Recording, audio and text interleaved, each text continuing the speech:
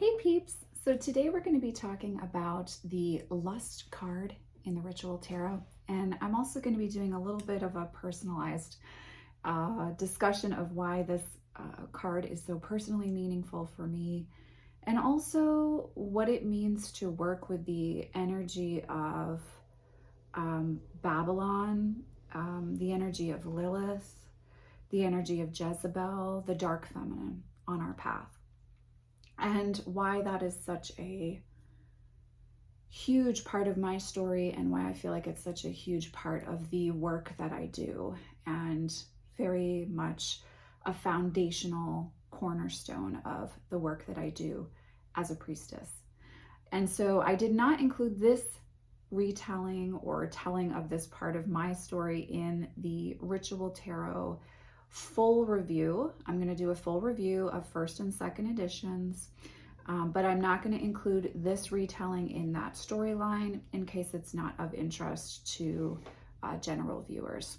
If you're someone who has struggled with claiming their authenticity, stepping into their power, or you've dealt with strong conditioning from being raised in extreme forms of Christianity, or dealing with a lot of oppression from perhaps patriarchy in your personal experience, then I think you'll enjoy this video, and I'm happy to have you here. So I want to start by showing the image, the Lust card from the Ritual Tarot, which is new to the second edition of the Ritual Tarot by Tiera May.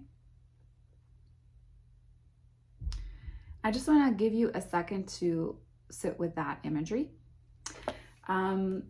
When I first saw this image that Tiera shared before the second edition was finished, I was very, very excited to know that it was going to be a part of the second edition, because this imagery speaks directly to the dark feminine, of which I feel I serve as a vessel of in my human experience. And I want to talk about why. So this is a book that if you were raised as a Jehovah's Witness, you will recognize. And in conjunction with this imagery, it caused me to go on an Amazon hunt and find this used so that I could reconnect with the energy of Babylon the Great, with the energy of Jezebel, and that aspect, that face of the dark feminine that is so subjugated, longed to be subjugated by forces that do not understand it and that are in fear of it. So this book, Revelation, its grand climax at hand, is written and produced by Jehovah's Witnesses. And if you were a part of the religion in the 80s and the 90s, I'm not sure about 2000s forward, you had to study this book. I have read this book as a child, cover to cover, not this specific copy, but this book itself, cover to cover as a child, at least 3 or 4 times. We had to cover it in a book study group once a week at certain seasons of the year. And as a 6-year-old child, as a 7-year-old child, this book, I was being read this book. I had to study this book. I had to read from this book aloud. And I had to be able to discuss the book of Revelation, so that when I was proselytizing, I knew what I was talking about. And the imagery of Babylon the Great, as presented in this book, became foundational in my subconscious to what I wanted to be aligned with, as opposed to what I was being taught.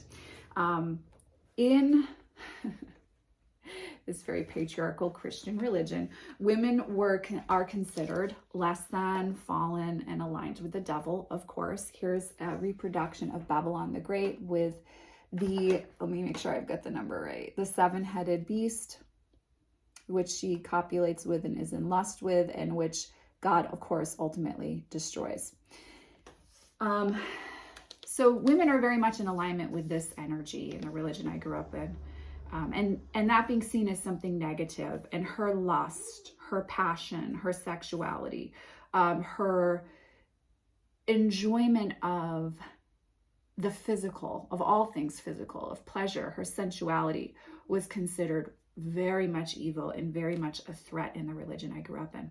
But as I would sit and have to study this and then go to book study group and have to read this out loud and study with others, I was intensely drawn to the energy of Babylon the Great, to the energy of Jezebel, and all of the red and black that surrounded her in the Christian mythology of the book of Revelations was just, it drew me in so much. And I realized as I was reflecting late last year on not dyeing my hair red for an entire year, which I have a video on that on the channel, I realized that red and black became my signature colors in my life, and very much representative of my spiritual path because of this book, because of the book of Revelation, and also because of this physical book that I had to study regularly as a child and a teenager. And a huge part of my personal healing journey has been turning Babylon the Great on its head for myself. The myth of Babylon the Great, of Christendom as representation of women and sacred feminine and dark feminine and what it is to be an empowered female.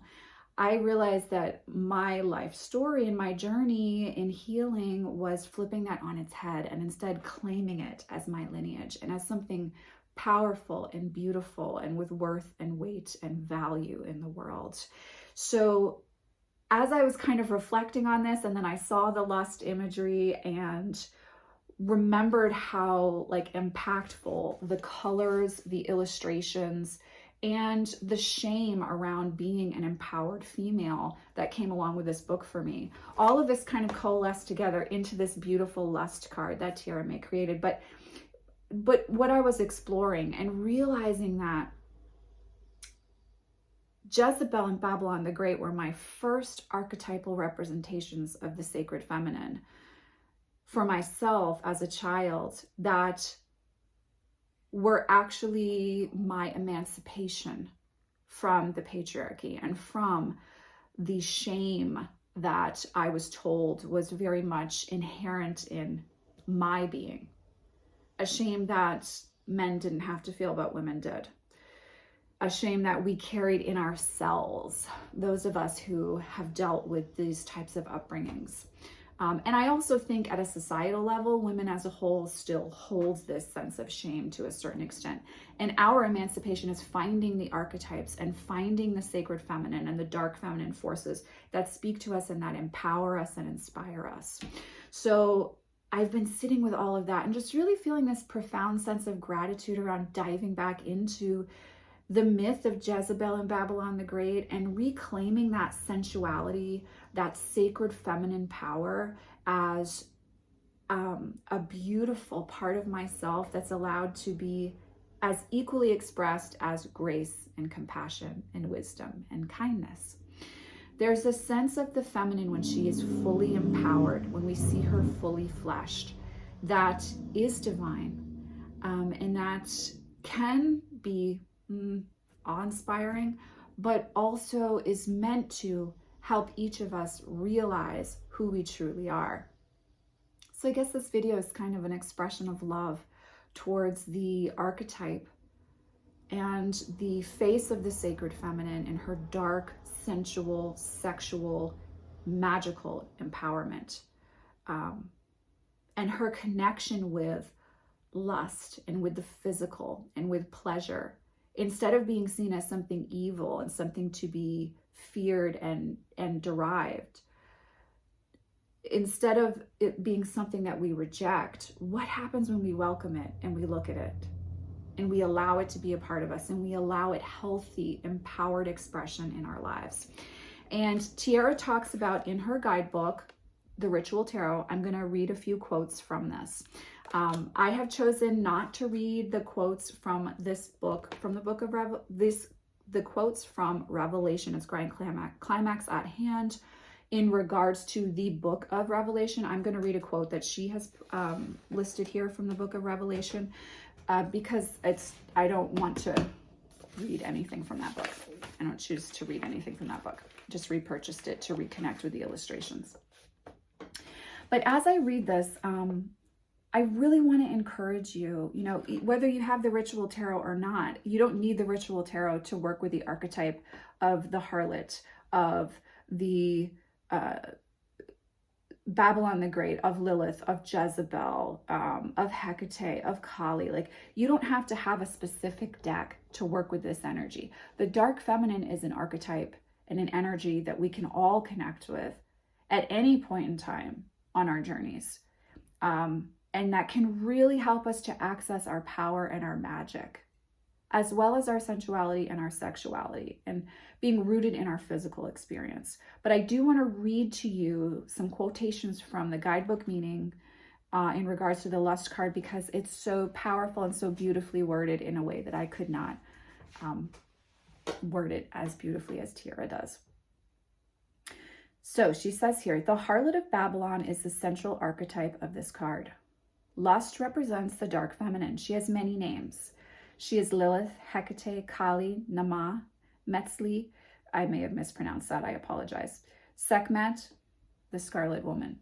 She is the patron saint of whores, hellions, demons, and beasts, mother of all abominations of the earth. She alone wields the secret power to transmute shadow into fire. And now a quote from Revelation 17, 3-5. I saw a woman sitting on a scarlet beast, which was full of blasphemous names, and it had 7 heads and 10 horns. The woman was arrayed in scarlet and beckoned with golden jewels and pearls, holding in her hand a golden cup full of abominations and filthiness of her fornication. And upon her forehead was a name written, Mystery, Babylon the Great, the mother of harlots and abominations of the earth. It's verses like this that have defined my life and who I am at my core. And so when I read this, Revelation 17, 3-5,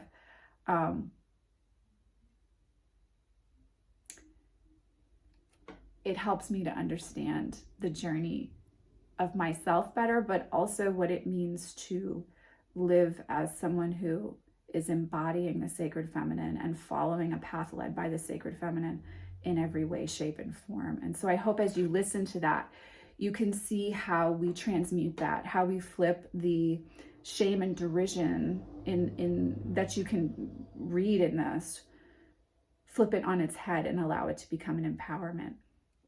So Tiera says, lust is an invitation to initiate heightened sensory experiences, deep knowing through deep feeling. Deception will be unmasked and unseen perils will be revealed and avoided through uninhibited access to the senses.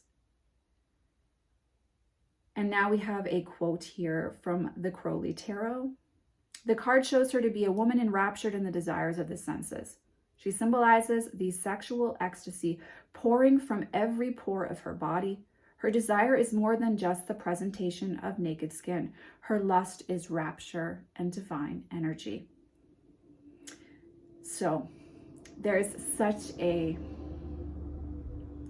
power when we reclaim our lust, our ability to experience and express through the senses, our power in understanding our magic, and the abandon which comes from experience with an embodiment of the dark feminine that's incredibly freeing and empowering and allows us to be autonomous beings who can live fully and in the present moment, as well as connected across time and space.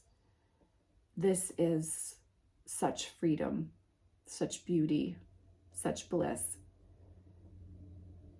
And it also allows us to speak to others and to feel connection with others from a very autonomous yet present space.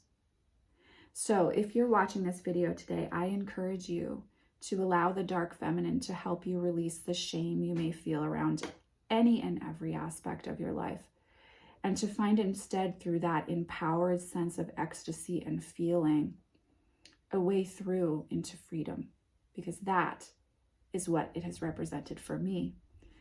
And that is what the book of Revelations has come to symbolize for me, to my father's chagrin.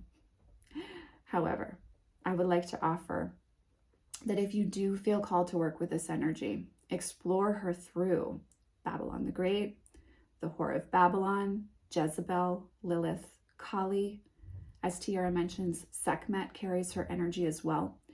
And I think within the archetypes of the Magdalene and Isis, you can also find a very balanced state in which to interact with the dark feminine. So they can almost serve as doorways, right? Hecate can serve as this doorway as well. So can the Morrigan, into the power, the expansiveness, the ecstasy, and the independence which comes within embracing the dark feminine within yourself.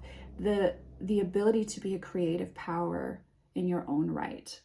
You don't need to find your way through the back door of the sacred masculine in order to create and be in your power as a magician. So I hope you found this little show and tell time to be interesting. If you found this video, links to purchase Tiera May's Ritual Tarot, the 2nd edition, which includes the Lust card, will be listed in the description box below. I was gifted the deck by Tiera May, the 2nd edition. I was also gifted the 1st edition, however, by a viewer, not Tiera May. And if you are interested in the full reviews of the 1st and 2nd edition of the Ritual Tarots, I will have those links posted below as soon as those are live on the channel. As always, I am sending you so much love and many blessings. I'll see you in the next video.